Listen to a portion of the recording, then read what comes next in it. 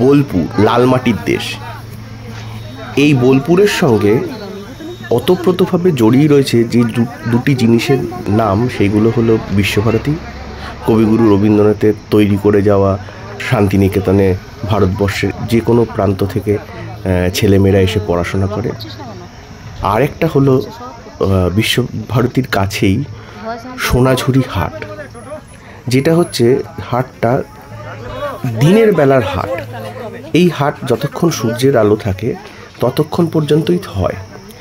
এই হাটে গিয়ে দেখলাম নানান ধরনের ছোটোখাটো হস্ত শিল্প থেকে শুরু করে খাদির জামা কাপড় থেকে শুরু করে খাবার জিনিস কি নেই।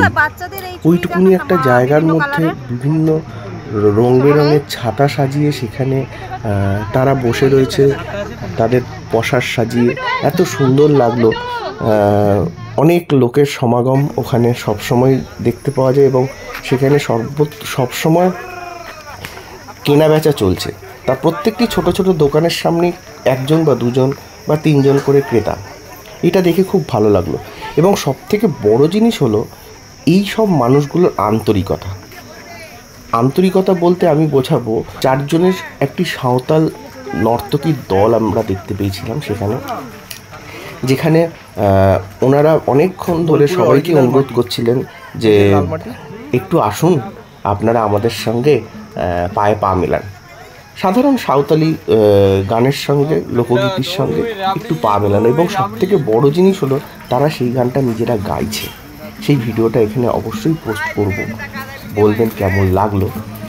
তো আমার গিন্নিও ওখানে ওই আনন্দটা নিতে ছাড়েনি, সেও ওই দলের মধ্যে ভিড়ে গিয়ে সুন্দর কিছুক্ষণ লোকগীতির সঙ্গে পায়ে পা মিলিয়েছে।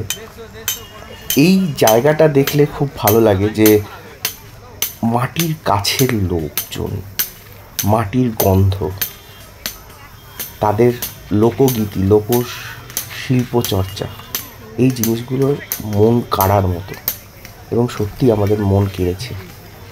আর সব থেকে ভালো লাগলো যে এই সব মানুষগুলোর কোনো চাহিদা নেই। আপনি যদি খুশি হয়ে 1 টাকা দেন বা কোনো মূল্য নাও দেন, তাতেও কিন্তু ওরা বলছেন না কিছু দিয়ে যান, কিছু দিন।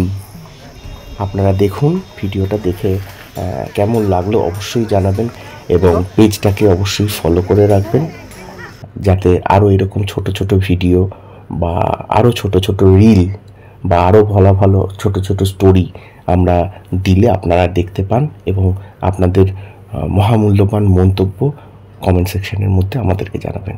নমস্কার, ভালো থাকবেন, সুস্থ থাকবেন।